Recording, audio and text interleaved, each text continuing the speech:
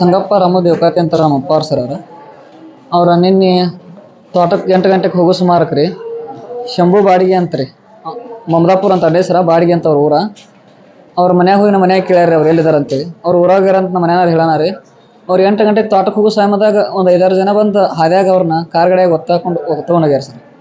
ತೊಗೊಂಡೋಗಿ ಕಿಶಿಂದ murder ಮಾಡಿಬಿಟ್ಟಾರ sir. Shambhu Mamadapur ಅಂತ sir.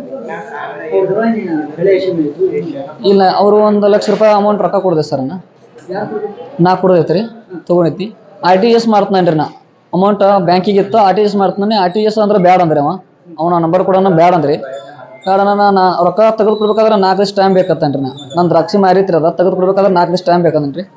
ಅವ ಇಲ್ಲ ಅಂದ್ರಿ ಕೊಡೋದು ಹ್ಞೂ ಅಂದ್ರಿ 4 ದಿವಸ ಹ್ಞೂ ಅಂದ ಕಿಶಿಂದ ಹೋಗಿ 3ನೇ ದಿವ್ಸಕ್ಕೆ ತೊಗೊಂಡೋಗ್ಬಿಡ ಸರ್. ದಾದಾಗಿರಿ ನೋಡಿ ತೊಗೊಂಡು ಅಂದಿದ್ದು ನಾ ರೊಕ್ಕ ಕೊಡ್ತಾನೆ ನಮ್ಮ ಅಪ್ಪಾರು ಎಲ್ಲಿದ್ದಾರೆ ಕೇಳ್ರೂ ಸರ್ ನಮಗೇನು ಹೇಳಲಿಲ್ಲ ಸರ್.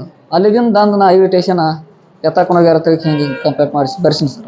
ಅರ್ಜಿ ಯಾವಾಗ ಸರ್? ಹಾಂ ಬರ್ಸಿನಿ ಸರ್. ಮನ್ಯಾಗ ಕಿಡ್ನಾಪ್ ಮಾಡ್ಕೊಂಡು ಹೋದ್ಕೂಡಲೇ ಇನ್ವಿಟೇಷನ್ದಾಗ ಒಂದು ಅರ್ಜಿ ಬರ್ಸಿನಿ ಸರ್. ಯಾರು? ಕೂಹಳ್ಳಿ ಸರ್. ಅತನಿ ತಾಲೂಕ ಕೂಹಳ್ಳಿ.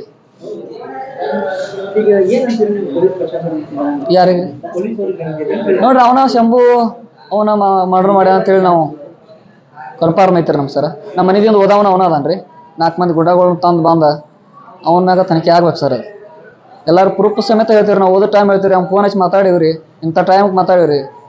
ಅವ್ನು ಮುಂದೆ ಫೋನ್ ಸ್ವಿಚ್ ಆಫ್ ಮಾಡಿ ಓದವ್ನು ಖಂಡಿತ ಓದವನಾರ ಸರ್. ಅವ್ನು ಬರೀ ಹಿಂಗೆ ದಾದಾಗಿರಿ ಇರ್ತದೆ ಸರ್. ಎಲ್ಲ ಕಡೆ ಬೋಡ್ರಿಗೆ ಹಿಂಗೆ ಮಾಡ್ಕೋತಾ ಇರ್ತಾನೆ ಸರ್. ಜಾಸ್ತಿ ಹಿಂಗೆ ಬರೀ ಬಡ್ಡಿ ಆಡೋದು ಹಿಂಗೆ ದಾದಾಗಿರಿ ಮಾಡೋದು ಇವ್ನು ಬರೀ ಅದ ಐತೆ ಸರ್. ಅಂದ ಇವನ ಮ್ಯಾಗ ಕ್ರಮ ತೊಗೋಬೇಕು ಸರ್. ನಮ್ಮ ಸಿಬ್ಬಂದಿ ಸಾಹೇಬ್ರು ಪೊಲೀಸ್ ಸ್ಟೇಷನ್ CPS ಅವರೆಲ್ಲ ಕೊಡಿ ಕ್ರಮ ತೊಗೋಬೇಕು ಸರ್. ಅವ್ನು ಸಚಿನ್ ದೇವಕಾತಿ ಅಂತ.